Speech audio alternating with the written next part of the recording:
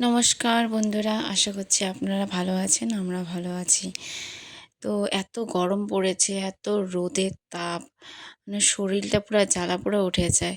আর এমন একটা রেসিপি নিয়ে এসেছি আপনাদের জন্য, যা খেলে পেট ঠান্ডা থাকবে, শরীর ঠান্ডা থাকবে, এমনকি মনটাও ঠান্ডা থাকবে। তো ঘরে শসা অনেক আনছিল। এখন তো গরম পড়ে গেছে, সালাড খেতে খুব শসা লাগে। শসা সালাডটা লাগেই।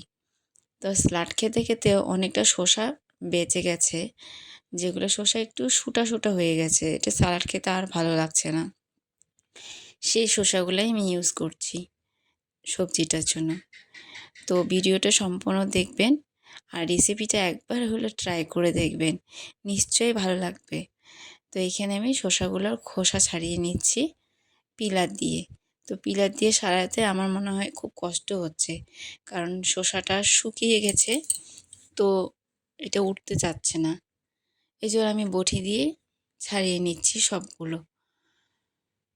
এখানে এক এক করে সবগুলো শসা ভালো করে ছেড়ে নিলাম, আর এখানে খোসাগুলো আমি সুন্দর করে রেখে দিলাম, কারণ আমাদের বাড়িতে একজন আছে এটা খাবার, খরগোশ আছে, তো তাকে দেব। গুছিয়ে রেখে দিলাম, আর এখানে শসাগুলোকে ভালো করে পলে নিচ্ছি। আর এই রেসিপিটা যখন রান্না করবেন, এটার যেটা সেন্ট বাড়াবে, এর সেন্টে মানে পেটটা ভরে যায়। আর এটা খেলে সারা দিন শরীর ঠান্ডা হয়ে থাকে। শসা তো আমরা জানি যে কত, এই গরমে শসা কত উপকার আমাদের লাগে। হ্যাঁ, চোখ জ্বালা করলেও শসা দিলে চোখ জ্বালা চলে যায়, এত উপকারী শসা। আর এটা খেলে পেটটা সারা দিন ঠান্ডা হয়ে থাকে। এই সবজিটা খেলে এত ভালো লাগে, যেমন টেস্ট খেতে, তেমন পেটটাও ঠান্ডা থাকে। আর শসা আমরা জানি সবাই এত উপকারী, ঠান্ডা হয়ে থাকে। তো আমি এইখানে তেল দিয়েছি, তেলের মধ্যে দিয়েছি জিরা ফোড়ন, তেজপাতা, শুকনো লঙ্কা, আর দিয়ে দিয়েছি 1 মুঠ মুগ ডাল।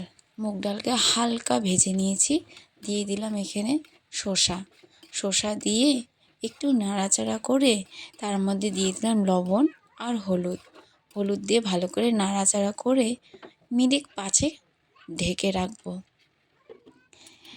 আপনাদের আবার অনুরোধ করছি, ভিডিওটা সম্পূর্ণ দেখবেন, তাহলে রেসিপিটা ভালো করে দেখলেই পারবেন আপনারা। এখানে আমি শসাটাকে খুন্তি দিয়ে ভালো করে ঢাকনাটা খুলে এখন শসাটাকে ভালো করে নেড়ে নিচ্ছি, আর খুন্তির দিকে একটু ম্যাশ করে দেওয়ার চেষ্টা করছি। যেটুকু সিদ্ধ হয়েছে তাতে অনেকটা ম্যাশ হয়ে যাবে। আমি আরও 5 মিনিটের মতন এটাকে ঢেকে রাখবো। শসাটা গলে যাবে, এদিকে ডালটাও সিদ্ধ হয়ে যাবে। চলুন ফ্রেন্ডস, এখন যাই। তারের মধ্যে বলে একটা ভীমরুলে ঘর করেছে, বড়মশাই বললো, আমাকে দেখিনি, ভাবলাম যে আপনাদের সঙ্গে শেয়ার করি। দেখুন কি সুন্দর করে বানিয়েছে, কিন্তু খুব ডেঞ্জার এটা। দেখুন এখানে এসে দেখি শশা ঘন্টা তো হয়ে গেছে, দেখুন কি সুন্দর হয়েছে, দেখে তেল ছেড়ে দিয়েছে। আর বিশ্বাস করবেন না, এত সুন্দর একটা সেন্ট বেড়েছে তরকারিটার, আমার সবজিটার এত সুন্দর সেন্ট বেড়েছে, অসাধারণ। আমি এখানে বেড়ে নিচ্ছি।